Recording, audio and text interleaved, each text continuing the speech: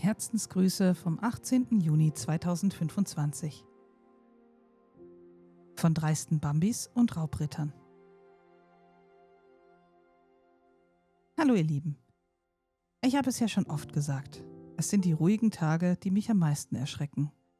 Die, an denen das Chaos sich nur ganz leise ankündigt und dann wie aus dem Nichts mit voller Wucht zuschlägt. Heute war mal wieder so ein Tag. Aufbau, Begegnungen und neue Gesichter. Meine Reise führte mich zuerst nach Tschernogorsk. Noch immer war das Krankenhaus dort ein Ort, der Schutz verspricht, zumindest wenn man ihn selbst errichtete. Ich baute also neben den ersten weitere Unterstände, sorgsam aufgereiht wie stille Wächter in einer kaputten Welt.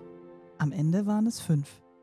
Währenddessen machten Zeberion und Losel von den Banana-Ops offenbar kurzen Prozess mit 2 Angreifern. Sie hatten es auf ihre Basis in Pustoschka abgesehen. Näheres weiß ich nicht, aber die Verteidiger lebten am Ende beide noch und die Basis stand. Und das zählte.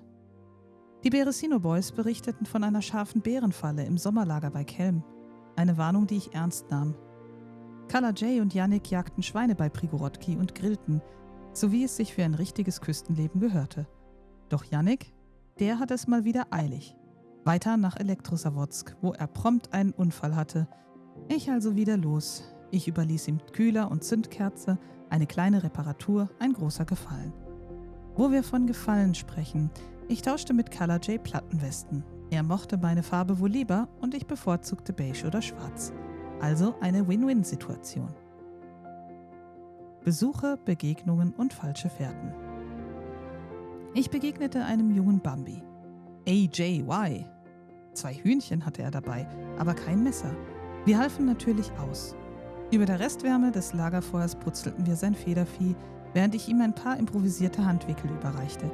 Er war dankbar. Und das zählte. Davos und Kalle von den Banana-Ops kamen in der rot glänzenden Olga, liebevoll Lovemobil genannt, vorbei.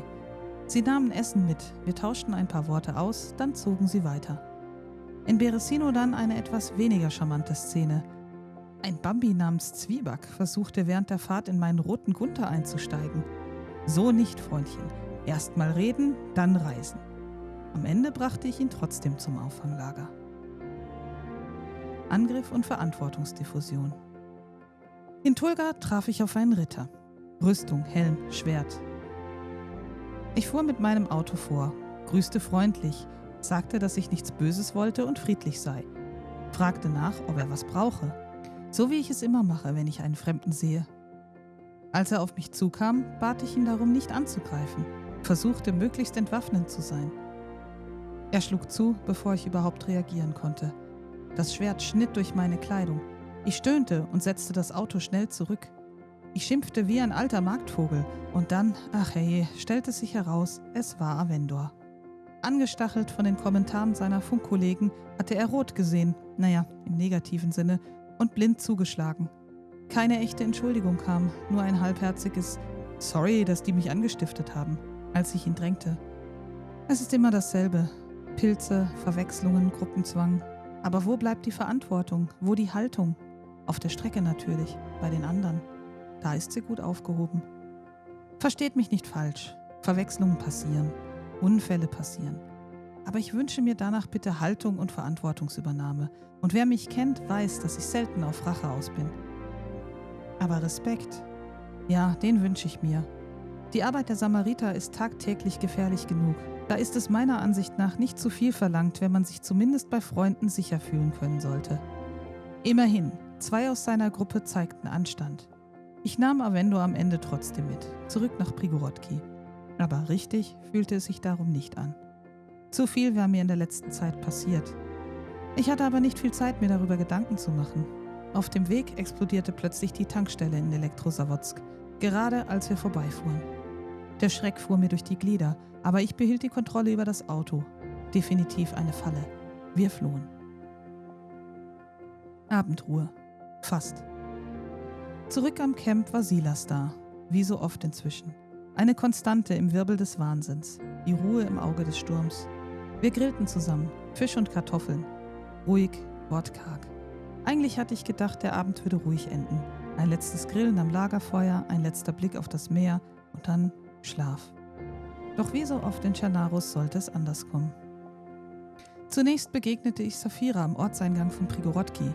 Leicht orientierungslos, aber freundlich. Ich nahm sie mit zum Camp, zeigte ihr alles und versuchte ihr ein wenig Sicherheit zu geben. Sie war dankbar und neugierig, eine jener Begegnungen, die Hoffnung machen. Nicht viel später stieß auch ihr Freund hinzu, Steve, wie er mit Nachdruck betonte, ohne E am Ende. Und ich fügte in Referenz an Steff mit PH den PH und den streunenden Steff mit F hinzu, also ohne F und ohne PH, nur mit V. Pinky hatte ihn hergebracht, ein kleiner Freundschaftsdienst am Rande. Gemeinsam setzten wir uns ans Feuer, pflanzten Kartoffeln und führten ein paar leise Gespräche. Für einen Moment war es fast so wie Normalität. Fast. Pinky verließ uns.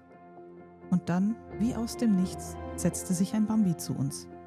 Keine Vorstellung, kein Lächeln, aber mit auffällig großer Selbstverständlichkeit. Ich sprach ihn an auf Deutsch, dann auf Englisch. Nur zögerlich reagierte er. Safira flüsterte mir zu, dass er sich beim Betreten des Camps bereits an den Zelten zu schaffen gemacht habe. Es passte nicht zu seiner späteren Behauptung, das Camp nicht zu kennen. Wenig später tauchte ein zweiter auf, mit großem roten Bergsteigerrucksack. Auch er sprach kaum, durchwühlte aber die Zelte mit einer Routine, die mich aufhorchen ließ.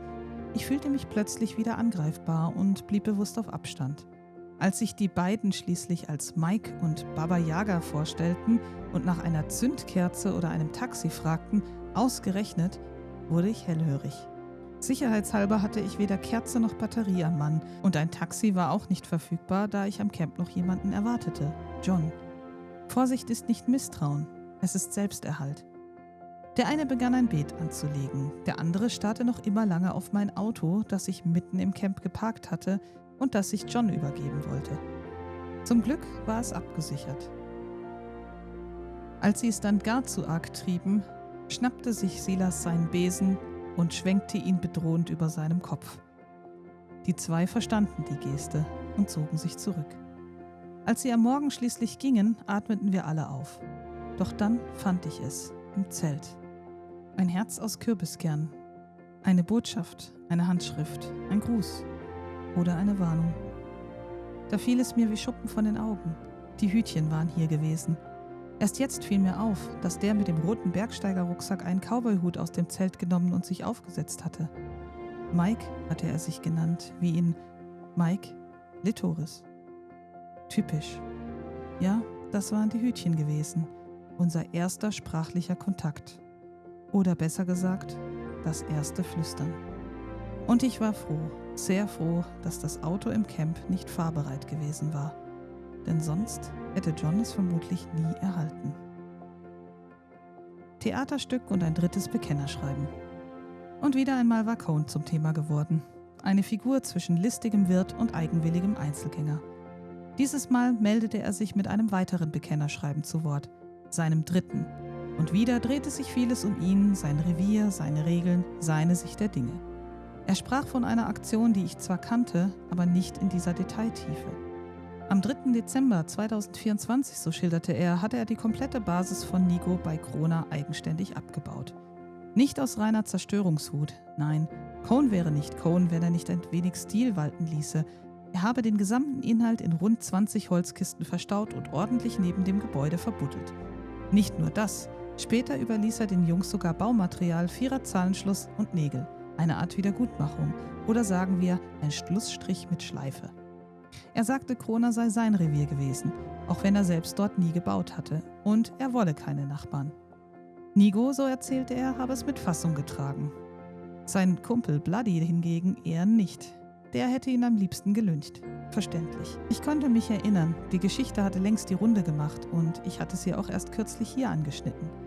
Und sie wurde, wie das mit Geschichten ebenso ist, in jedem Lager ein wenig anders erzählt. Aber jetzt kamen die Worte aus Cohns eigener Feder. Und sie zeigten vor allem eines. Auch wer keine Basis baut, kann sehr klar markieren, wo seine Grenzen verlaufen. Nur, muss das immer so geschehen? Ich hatte ihm vor ein paar Tagen vorgeschlagen, sein altes Wirtshaus wieder zu eröffnen. Vielleicht sogar irgendwo in der Nähe von Nigo. Als Zeichen, als Neuanfang. Er lehnte ab. Er sagte, er fühle sich nicht wohl bei Teilen seines Dunstkreises. Erst später verstand ich, was er damit meinte. Er sei ohnehin lieber in anderen Gefilden unterwegs. Er kehrte nur aus Nostalgie immer wieder an alte Orte zurück. Das konnte ich verstehen, aber es ließ mich auch nachdenklich zurück. Cohn war niemand, der um Erlaubnis fragte, und vielleicht machte ihn genau das so unberechenbar. Vielleicht aber auch so frei. Nigo jedenfalls hatte die Sache inzwischen abgehakt. Er war bereit, sich auf einen Neuanfang einzulassen, unter einer Bedingung: keine Sprengfallen vor seiner Haustür mehr. Eines war mir jedoch klar: Auch wenn Cohn gerne über andere redete, die eigentliche Geschichte, die erzählt werden musste, war seine eigene. Und irgendwann, so hoffte ich, würde er sie vollständig mit uns teilen. Vielleicht. Vielleicht auch nicht. Stippvisiten und andere Schlingel. Greenie meldete Kontakt mit Leuten, die blaue Armbinden trugen. Wahrscheinlich Trittbrettfahrer. Und Zwieback, der Schlingel, setzte sich einfach in das Fahrzeug der Banana-Ops. Ganz selbstverständlich. Typisch, aber harmlos. Ich machte mich später auf zum Medical Airfield in Krasnostaw, organisierte Vorräte für Prigorodki und entdeckte dabei einen Humvee. Ich meldete ihn sofort und kurz darauf grinste der Schatten wie ein Kind zu Weihnachten, als er damit an der Küste entlang bretterte. Er hatte das Fahrzeug mit Hilfe der Banana-Ops gesichert. Manchmal waren es die kleinen Siege, die uns ein Lächeln zurückgaben. Wir belieferten noch nicht neue, sahen nach dem Rechten und kehrten dann zurück. Irgendwann war ich wieder am Camp und zwischen Beet und Lagerfeuer dachte ich an den Briefwechsel mit Cohn zurück. Er hatte mir sein 3. Bekenntnis geschickt. Natürlich. Wieder mit Rückbauten und Rückblenden. Ich ließ ihn schreiben.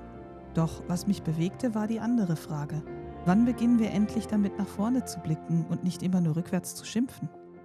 Vielleicht sollte ich auch damit anfangen. Aber nach dem heutigen Ereignis war dies schwerer denn je. Zum Schluss: Die Nacht war warm, die Gespräche ruhig.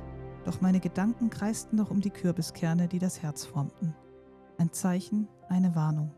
Definitiv beides. Ich werde wachsam bleiben.